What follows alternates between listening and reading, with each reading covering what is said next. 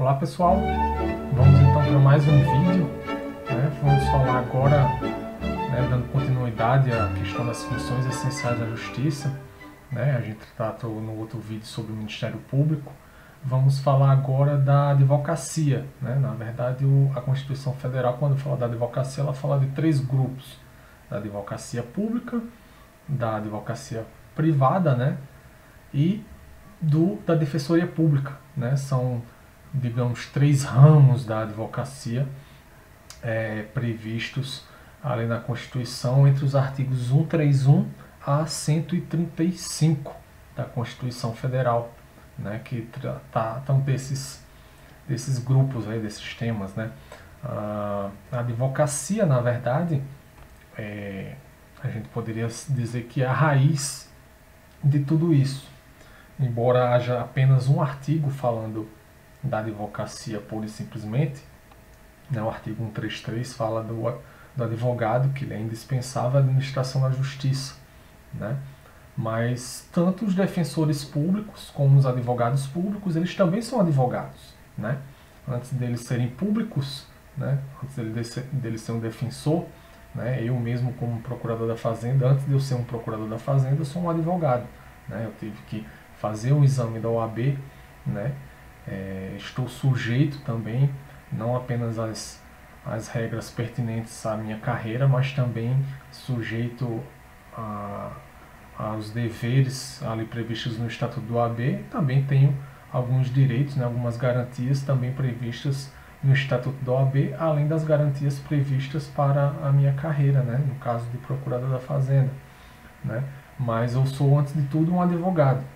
Então, os advogados, eles têm previsão constitucional, são função essencial da Justiça, e os advogados públicos e os defensores públicos são uma qualificação desses advogados, São advogados que atuam na atividade pública. Qual é a diferença entre o advogado público e o defensor público? É que o defensor público, ele atua na defesa dos mais necessitados, aqueles que não têm condição de arcar com o pagamento de honorários de advogado, Ele vai recorrer, então, à defensoria pública para ter a sua defesa judicial, Lembrando que o acesso ao judiciário é garantido a todo e qualquer cidadão, Então, não apenas aquele que tem recursos financeiros para arcar com o advogado, ele vai ter acesso ao judiciário. Também os mais pobres terão esse acesso por meio da defensoria pública, A defensoria pública, ela existe tanto na União, para atuação nos processos em tramitação na Justiça Federal, onde a União é parte, e também existe a defensoria pública dos estados. A defensoria pública, ela tem alguma aproximação com o judiciário e com o Ministério Público pelo fato de ser garantida a autonomia administrativa e financeira, a defensoria pública. As defensorias públicas estaduais, essa autonomia funcional, e administrativa e a iniciativa da sua proposta orçamentária foi garantida pela emenda 45, pela emenda constitucional 45 de 2004.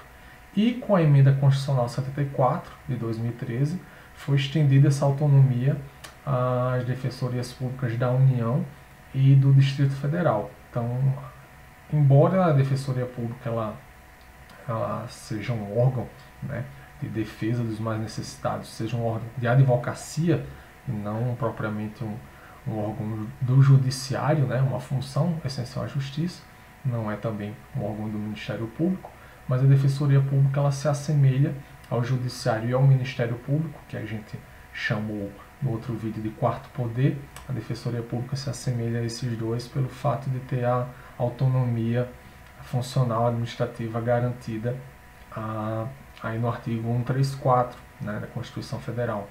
Para a advocacia pública, porém, não existe essa autonomia. E por que não existe essa autonomia? É que os advogados públicos, eles defendem o próprio Estado, Isso, inclusive, era uma função que os promotores, os procuradores da República, tinham antes da Constituição de 88, Não existia advogados da União antes da Constituição de 88. Existia procuradores da Fazenda, o cargo de procurador da Fazenda é um cargo que já vem desde os tempos do Império, né? Talvez a função, né? Talvez o cargo público mais antigo que exista na administração pública brasileira seja o de procurador da Fazenda, porque ele existe desde os tempos do Império, né? Mas para a defesa da União em causas que não são causas tributárias, causas da União na defesa da saúde, da educação, enfim, em outras questões, até 88, né, a defesa da União era feita pelo Ministério Público, pelos promotores de justiça no caso dos estados, né, pelos procuradores da República no caso da União, né, não existiam advogados da União, né, com a Constituição de 88 é que houve essa divisão, né, que eu já retratei no outro vídeo, entre o Ministério Público e a Advocacia Pública, né? Então hoje nós temos a Advocacia Geral da União, né, no âmbito federal, as procuradorias dos estados e dos municípios, né, procuradorias que cuidam da defesa dos estados, a defesa do estado, a defesa do município, né, quando estão litigando com particulares, né, em discussões judiciais, né, isso cabe à advocacia pública e não mais ao Ministério Público, né. Então, por essa característica, né, de defender o Estado, né, de eventualmente defender o governo, né, mas sempre lembrando que essa defesa do governo não pode ser uma defesa de ideias de ocasião, né, é sempre uma briga, não vou dizer uma briga, mas uma discussão sempre presente, essa temática de qual o conteúdo do que cabe ao advogado público defender, né? A gente sabe que a cada 4 anos nós temos troca de poder, né? Troca de representantes, e alguns podem ter, como geralmente tem ideias diferentes uns dos outros, e eventualmente o advogado se vê na obrigação de defender determinada política pública, né, no âmbito judicial, que há 4 anos atrás ou há algum outro tempo não era tratada daquela mesma forma, né? E aí sempre vem a questão, o que o advogado público defende, né?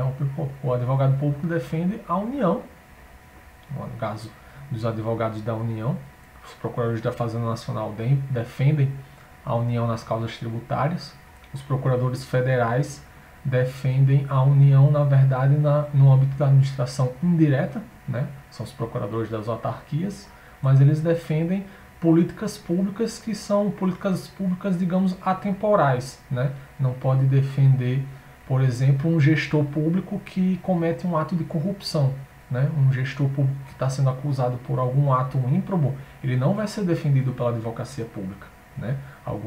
Algum gestor público que comete algum ato indevido, ele tem que procurar um advogado por conta própria para se defender, né? A advocacia pública ele não vai defender pessoas, a advocacia pública vai defender o Estado, a instituição, as políticas de Estado, né? Mas, por defender essas políticas, ele não tem autonomia, não pode ter uma autonomia, o advogado, né, para defender o que ele quiser. Ele está defendendo a União, as suas políticas, o Estado, as suas políticas, o município e as suas políticas, né? Ele não pode ter uma autonomia para tratar na sua defesa, né, judicial da forma que ele bem entender. Ele está jungido, ele está limitado, né, aos pareceres, né, as regras, as disposições, súmulas que às vezes são editadas pelos chefes dessas instituições, da Advocacia Geral da União, das Procuradorias Gerais dos Estados e dos municípios, né? Sempre que eles adotam pareceres, né, esses pareceres em regra têm caráter vinculante para toda a administração, e os advogados eles estão, né, os advogados públicos eles vão ter que se submeter a isso aí também, né? No caso da defesa administrativa, né, existe a defesa judicial e existe a defesa administrativa, que não é exatamente uma defesa, mas geralmente é uma consultoria, né? Por exemplo, uma licitação que pode ser aberta por um Estado, né? E antes de ser aberta essa licitação, o procurador vai dar um parecer acerca do edital, acerca das regras dispostas no edital, né? E pode ser que em alguma situação um gestor público queira inserir uma regra não muito bem acertada naquele edital de licitação, e ele conversa lá com o procurador para o procurador dar um parecer favorável.